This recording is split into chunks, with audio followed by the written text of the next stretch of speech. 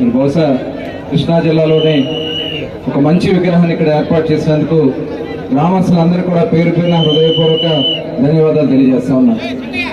మరి ఈనాటి కార్యక్రమానికి ముఖ్య అతిథిగా విచ్చేసినటువంటి గౌరవనీయులు కేంద్ర మంత్రివర్యులు భూపతిరాజు శ్రీనివాస్ వర్మ గారు, అలాగే all India federation of Kshatriya Seva Sangham PV Giri garu, founder and chairman Ratna group Chinda Venkateswararaju garu, ఈనాటి కార్యక్రమానికి ముఖ్య అతిథిగా వచ్చేసిన గౌరవనీయులు రాష్ట్ర మంత్రివర్యులు పులుసు పార్థసారథి గారు, అలాగే గౌరవనీయులు శాసనసభ్యులు బూడే ప్రసాద్ గారు, అదేవిధంగా పెద్దలు కేంద్ర బీజేపీ కార్యవర్గ సభ్యులు సోము వీర్రాజు గారు, కొనకల జగన్నాథరావు బుల్లే గారు, గుండెముక్కల రఘురామకృష్ణరాజు గారు, ఇంకా ఈ కార్యక్రమానికి ఇచ్చేసినటువంటి పెద్దలందరికీ కూడా పేరు పేరున హృదయపూర్వక నమస్కారాలు, ధన్యవాదాలు. చాలా సంతోషం. మరి అల్లూరు సీతారామరాజు గారి గురించి తెలియని వాళ్ళు ఉండరు. మరి అటువంటి ఒక మహా స్వతంత్ర సమరయోధుడి విగ్రహాన్ని ఈ గ్రామంలో ఏర్పాటు చేసుకోవడం ఇది చాలా శుభపరిణామం. ఆయన స్ఫూర్తి ఇవాళ చాలా మంది జీవితాల్లో ఒక చైతన్యాన్ని తీసుకురావడానికి ఖచ్చితంగా ఆయన స్ఫూర్తి నిలబడుతున్న దాంట్లో ఎటువంటి అనుమానం లేదు. మరి మేము కూడా రాజకీయాల్లో ఏదన్నా ఒక కార్యక్రమాలు చేపట్టినప్పుడు తప్పకుండా వారు చేసినటువంటి త్యాగాలు అనేకం గుర్తుంటాయి. మరి ఇవాళ భారతంలో మనం అందరూ కూడా స్వేచ్ఛగా ఉండగలిగామంటే ఆనాడు వాళ్ళు చేసినటువంటి త్యాగ ఫలితాలే.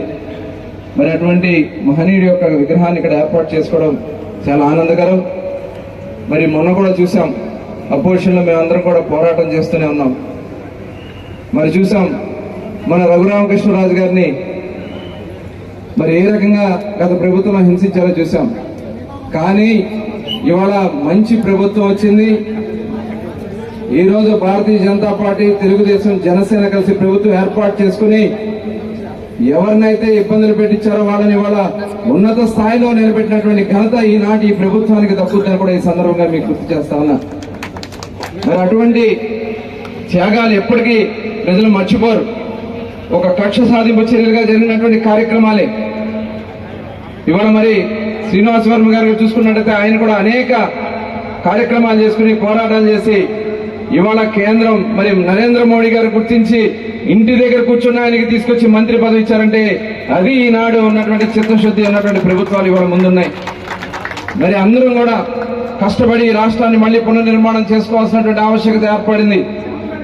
ఇవాళ వాళ్ళు చేసినటువంటి నష్టం మామూలు నష్టం కాదు. తిరిగి ఇవాళ మళ్ళీ అభివృద్ధి పదంలో నడుస్తూ ఉంటే మళ్ళీ మేము ఏదో పోరాటాలు చేస్తామని మాయమాటలు చెప్పడానికి వస్తున్నారు. దయచేసి అందరూ కూడా సమిష్టిగా ఈ రాష్ట్ర నిర్మాణంలో అల్లూరి సీతారామరాజు గారు లాంటి మహామహుల స్ఫూర్తిని తీసుకుని మళ్ళీ ఈ రాష్ట్ర నిర్మాణంలో భాగస్వాములు కావాలని ఇంత చక్కటి విగ్రహాన్ని ఏర్పాటు చేసినందుకు గ్రామస్తుల్ని, పెద్దల్ని అందరూ కూడా మనస్ఫూర్తిగా అభినందనలు తెలియజేసుకుంటూ సెలవు తీసుకుంటా ఉన్నాను. జై